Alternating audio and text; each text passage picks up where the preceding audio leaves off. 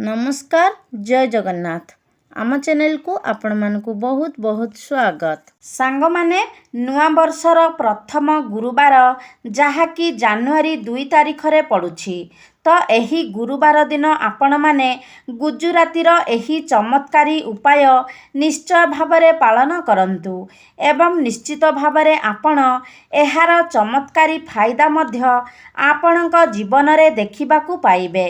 तो सांग माने आजिर एही वीडियो रे आपण मानकु गुजरातीर किछि चमत्कारी उपाय विषय रे कहिबाकू जाउछि। एही उपाय गुड़िकु आपण निश्चित भावरे एही गुरुवार दिन पालन करंतु एवं तार लाभ मध्य आपण आपणक जीवन रे निश्चित भावरे देखिबाकू पाइबे। सांग माने कौन आपणक जीवन रे सर्वदा धन जनित समस्या लागी रहुछि, गरीबी दारिद्रता कौन आपणक पीछा छाड़ू नहीं, ए सबु समस्या रे कौन सर्वदा आपण चिंतित रहुछंती, आपणकर व्यापार वाणिज्य रे मध्य आपणकु बारंबार क्षतिर सामना करिबाकू पड़ुछि एवं ऋण करजर भार रे आपण बुड़ी रहिछंती, जेते चेष्टा कले भी आपण ऋण करज सुझी पारु नाहंती, तेबे तंत्रशास्त्र अनुसारे आपण गुजरातीर एही उपाय को कौनसी भी दिन रे करि नियंतु, जहाँ विषय रे आमर वेद पुराण एवं शास्त्र रे उल्लेख करा जायछि। एही उपायटिकु करिबा द्वारा जीवनर सबु कष्टरु आपणकु मिली जीव मुक्ति। माँ लक्ष्मी को कृपारु आपणक जीवन रे हेब धनर वर्षा, वरन आपणक समस्त मनस्कामना मध्य पूर्ण होइजिब। सांग माने जदि आपण आपणकर जीवन रे बहुत अधिक समस्या रे अछंती, आपणक जीवन रे धन आसीबा बंद होई जाइछि, आपणक जीवन रे समस्या एवं कष्ट आपणकर पीछा छाड़ू नाही, आपण ऋण एवं करजर मायाजाल रे फसी जाइछंती, आपणकर भाग्य आपणकर साथ देउ नाही, तेबे सांग माने आपण चुपचाप एही गुजरातीर उपाय करि नियंतु, जहाँ विषय रे आजिर एही वीडियो रे मु आपण माननकु कहिबाकू जाउछि। तेबे सांग माने एमिति रे आमे गुजरातीर प्रयोग आमर रोषेई घरे खाद्य प्रस्तुति रे करिथाउ, मात्र तंत्रशास्त्र अनुसारे जदि आपण गुजरातीर प्रयोग सठिक भाबरे करिवे तेबे आपणकु साक्षात माँ लक्ष्मींकर आशीर्वाद प्राप्ति हेब। तेबे आसंतु जानिबा आपण गुजरातीर प्रयोग करी किपरि निजर दारिद्रता को सबुदिन पाई दूर करि पारिबे, किपरि आपण धनवान बनि पारिबे। तेबे सांग माने एहा पूर्वरु आपण माने वीडियो को लाइक करी चैनल टी को सब्सक्राइब करि दियंतु एवं कमेंट बॉक्स रे भक्ति और श्रद्धार सहित जय माँ लक्ष्मी निश्चय लिखंतु। सांग माने गुजराती को शुक्र ग्रहंकर कारक बोली माना जाइथाए एवं शुक्र ग्रहंकर नियंत्रण माँ लक्ष्मी को हाथ रे रहिथाए एवं ज्योतिष शास्त्र रे एहा उल्लेख मध्य रहिछि जे जेउ व्यक्ति को शुक्र ग्रह साथ देइथाए, अर्थात जेउ व्यक्तिंकर कुंडली रे शुक्र ग्रह मजबूत स्थिति रे थांती, सेही व्यक्तिंक उपरे साक्षात माँ लक्ष्मींकर आशीर्वाद रहिथाए एवं माँ लक्ष्मी को कृपारु ना केवल एही व्यक्ति को गरीबी एवं दारिद्रतार मुक्ति मिलिथाए, वरन एही व्यक्ति को कोटिपति हेबारु मध्य केही अटकाई पारि नथांती। तेबे तंत्रशास्त्र अनुजाई आपण एही गुजरातीर उपाय को सठिक भाबरे करि नियंती, तेबे आपणक जीवन रे केबे भी धनर अभाव रहिबो नाही। माना जाइथाए जे एही गुजरातीर प्रयोग जणे व्यक्तिंकर जीवन को बदलाई देई पारे। तेबे आसंतु जानिबा गुजरातीर चमत्कारी उपाय विषय रे। तेबे प्रथम उपायटी हेउछि शुक्र ग्रहं को आपणकर कुंडली रे मजबूत बनाइबार उपाय। तेबे मु आपण मानकु आरंभर ही कहि सारिछि जे जेउ व्यक्तिंकर कुंडली रे शुक्र ग्रह मजबूत थांती, सेही व्यक्ति को साक्षात माँ लक्ष्मींकर आशीर्वाद प्राप्त होइथाए एवं थरे जदि आपणकु माँ लक्ष्मींकर विशेष कृपा प्राप्त होई जाए, तेबे आपणकु कोटिपति बनिबारे केही भी अटकाई पारिबे नाही। आपणक जीवन रे आपण केबे भी ଧନର ଅଭାବ ଅନୁଭବ କରିବେ ନାହିଁ। ତେବେ ଆପଣ ମଧ୍ୟ ଯଦି ଚାହାନ୍ତି ଯେ ଆପଣଙ୍କ କୁଣ୍ଡଳୀରେ ଶୁକ୍ର ଗ୍ରହ ସର୍ବଦା ମଜବୁତ ହୋଇ ରୁହନ୍ତୁ, ତେବେ ଆପଣଙ୍କୁ 5ଟି ଶୁକ୍ରବାର ଏହି ଉପାୟଟିକୁ ପାଳନ କରିବାର ଅଛି। ଆପଣ 5ଟି ଶୁକ୍ରବାର ଏହି ଉପାୟଟିକୁ ପାଳନ କରିବା ପରେ ଆପଣ ନିଜେ ହିଁ ପରିବର୍ତ୍ତନକୁ ଲକ୍ଷ୍ୟ କରିପାରିବେ।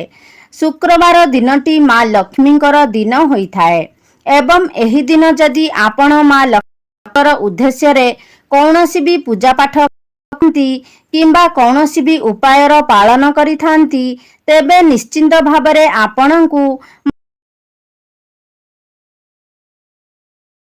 ମାନେ ସେଥିପାଇଁ ଆପଣଙ୍କୁ ସଦାବାହାର ଫୁଲର ଆବଶ୍ୟକତା ରହିଛି ଏବଂ ସଦାବାହାର ଫୁଲଟି ଏକ ଏମିତି ଫୁଲ ଯେଉଁଥିରେ ମା ଲକ୍ଷ୍ମୀଙ୍କର 8ଟି ସ୍ୱରୂପର ବାସ ହୋଇଥାଏ। ତେବେ ଆପଣ ଶୁକ୍ରବାର ଦିନ ସକାଳୁ ଉଠି ନିଜର ସ୍ନାନ କାର୍ଯ୍ୟ ସମାପନ କରି ଗୋଟିଏ ତମ୍ବାର ଲୋଟା ନେଇଯାଆନ୍ତୁ। ସେଥିରେ ଆପଣ ଗଙ୍ଗାଜଳ ଭର୍ତ୍ତି କରିଦିଅନ୍ତୁ ଏବଂ ସେଥିରେ ଆପଣ ଗୋଟିଏ ଗୁଜୁରାତି ପକାଇ ଦିଅନ୍ତୁ ଏବଂ ସେହି ଜଳକୁ ନେଇ ଆପଣ ସଦାବାହାର ଗଛ ମୂଳରେ ଢାଳି ଦିଅନ୍ତୁ। ଏହି ଉପାୟଟି ଆପଣଙ୍କୁ 5ଟି ଶୁକ୍ରବାର ପର୍ଯ୍ୟନ୍ତ କରିନିଅନ୍ତୁ। ଦେଖିବେ 5ଟି ଶୁକ୍ରବାର ପରେ ଆପଣ ନିଜ ଜୀବନରେ ପରିବର୍ତ୍ତନ ନିଶ୍ଚିତ ଭାବରେ ରକ୍ଷା କରିପାରିବେ। ଆପଣଙ୍କ ଜୀବନରେ ଆଉ ଧନର ସମସ୍ୟା ରହିବ ନାହିଁ। ମା ଲକ୍ଷ୍ମୀଙ୍କର ଆଶୀର୍ବାଦ ନିଶ୍ଚିତ ରୂପରେ ଆପଣଙ୍କୁ ପ୍ରାପ୍ତି ହେବ। ଦ୍ୱିତୀୟ ଉପାୟଟି ହେଉଛି ଅଧିକ ଖର୍ଚ୍ଚରୁ ମୁକ୍ତି ପାଇବାର ଉପାୟ। ଅର୍ଥାତ୍ ଆପଣ ଯେତେ ରୋଜଗାର କଲେ ବି ଯଦି ଆପଣଙ୍କର ଖର୍ଚ୍ଚ ହୋଇଯାଉଛି, ଖର୍ଚ୍ଚ ଉପରେ ଆପଣଙ୍କର ନିୟନ୍ତ୍ରଣ ରହୁନାହିଁ, ଆପଣ ଧନ ସଞ୍ଚୟ କରିବାକୁ ଅସମର୍ଥ ହେଉଛନ୍ତି, ତେବେ ଏହି ସବୁ ସମସ୍ୟାରୁ ଏହି ଉପାୟଟି ଆପଣଙ୍କୁ ନିଶ୍ଚିତ ଭାବରେ ମୁକ୍ତି ଦେଇପାରିବ। ଅର୍ଥାତ୍ ଆପଣଙ୍କୁ ଅଯଥା ଖର୍ଚ୍ଚରୁ ବଞ୍ଚାଇ ପାରିବ। ଏହି ଉପାୟଟି କରିବା ପରେ ଆପଣଙ୍କର ଆୟ ବୃଦ୍ଧି ହେବା ସହିତ ଖର୍ଚ୍ଚ କମ୍ ହୋଇଯିବ ଏବଂ ଆପଣ ଧନ ସଞ୍ଚୟ କରିବାକୁ ମଧ୍ୟ ସମର୍ଥ ହୋଇପାରିବେ। ତେବେ କୌଣସି ବି ଶୁକ୍ରବାର ଦିନ ସନ୍ଧ୍ୟା ସମୟରେ ଆପଣ ସ୍ନାନ କରନ୍ତୁ ଏବଂ ନାଲି ରଙ୍ଗର ବସ୍ତ୍ର ପରିଧାନ କରନ୍ତୁ, କାରଣ ଏହି ନାଲି ରଙ୍ଗଟି ମା ଲକ୍ଷ୍ମୀଙ୍କର ଅତି ପ୍ରିୟ ହୋଇଥାଏ। ତେବେ ଲାଲ ରଙ୍ଗର ବସ୍ତ୍ର ପରିଧାନ କରି ଆପଣ ନିଜ ଠାକୁର ଘରେ ଯେଉଁଠାରେ ମା ଲକ୍ଷ୍ମୀଙ୍କର ପ୍ରତିମା କିମ୍ବା ଫଟୋ ରଖିଛନ୍ତି, ସେହି ସାମ୍ନାରେ ଆପଣ ବସି ଯାଆନ୍ତୁ ଏବଂ ଗୋଟିଏ ଦୀପ ଜଳାନ୍ତୁ। ଆପଣ ନିଜ ହାତରେ ଗୋଟେ ଗୁଜୁରାତିକୁ ରଖନ୍ତୁ ଏବଂ ମା ଲକ୍ଷ୍ମୀଙ୍କର ବୀଜ ମନ୍ତ୍ରକୁ ଜପ କରନ୍ତୁ। ଓମ୍ ମହାଲକ୍ଷ୍ମୀ ନମଃ। ଏହି ବୀଜ ମନ୍ତ୍ରର ଜପ ଆପଣ 11 ଥର କରନ୍ତୁ। ତାପରେ ଆପଣ ସେହି ଗୁଜୁରାତିକୁ ନିଜର ପର୍ସରେ କିମ୍ବା ଆପଣଙ୍କର ବ୍ୟାଗରେ ରଖି ଦିଅନ୍ତୁ କିମ୍ବା ଆପଣ ଘରେ ନିଜର ଧନ ଯେଉଁଠାରେ ସଞ୍ଚୟ କରି ରଖୁଛନ୍ତି ସେହି ସ୍ଥାନରେ ରଖି ଦିଅନ୍ତୁ। ଆପଣ ଦେଖିପାରିବେ ଯେ ଆପଣଙ୍କର ବେକାର ଖର୍ଚ୍ଚ ଧୀରେ ଧୀରେ କମିଯିବ ଏବଂ ଆପଣଙ୍କର ଧନ ସଞ୍ଚୟ ହେବା ଆରମ୍ଭ ହୋଇଯିବ। ଆପଣଙ୍କର ପର୍ସ ସର୍ବଦା ପଇସାରେ ଭରି ରହିବ।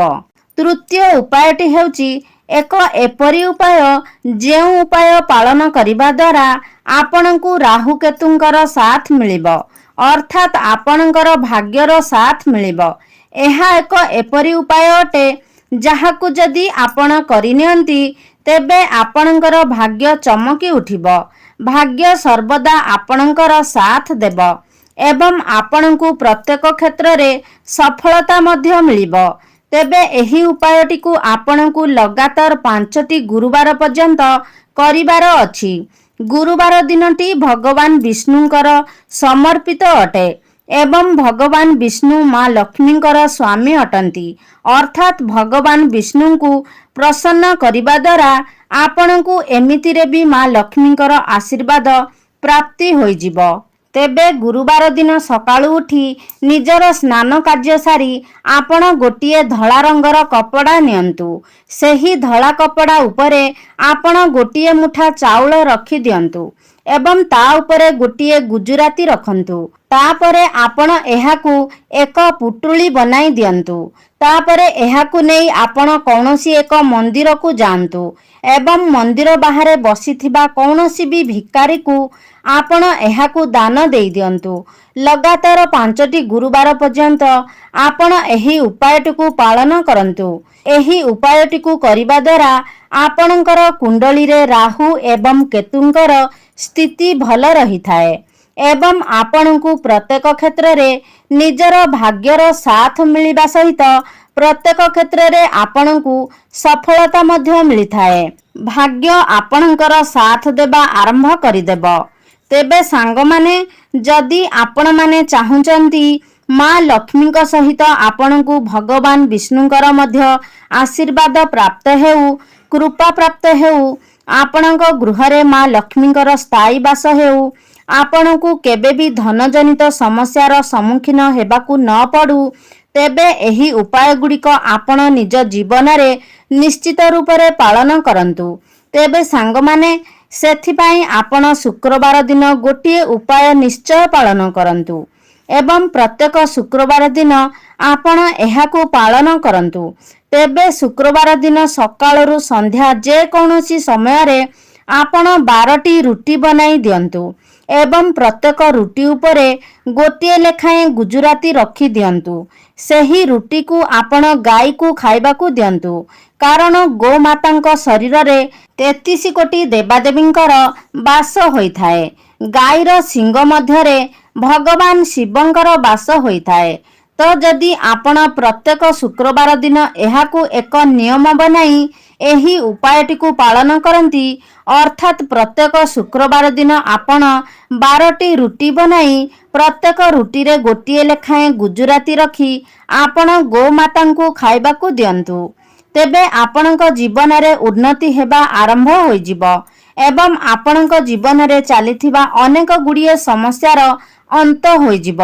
सांग माने आपण माने जानती भगवान श्रीकृष्ण मध्य गोमातांकर सेवक थिले तेणु गोमातांकर सेवा करिबा द्वारा आपणकू अनेक पुण्यर प्राप्ति हेब। तेबे सांग माने आशा करुछि आजिर भिडियोटी आपण मानकू निश्चित भाबरे भल लागिथिबो। जदि भल लागिछि ताहाले लाइक करंतु शेयर करंतु आम चैनल रे जदि नुआ अछंती ताहाले सब्सक्राइब करि दियंतु। सर्वे भवन्तु सुखिन। धन्यवाद।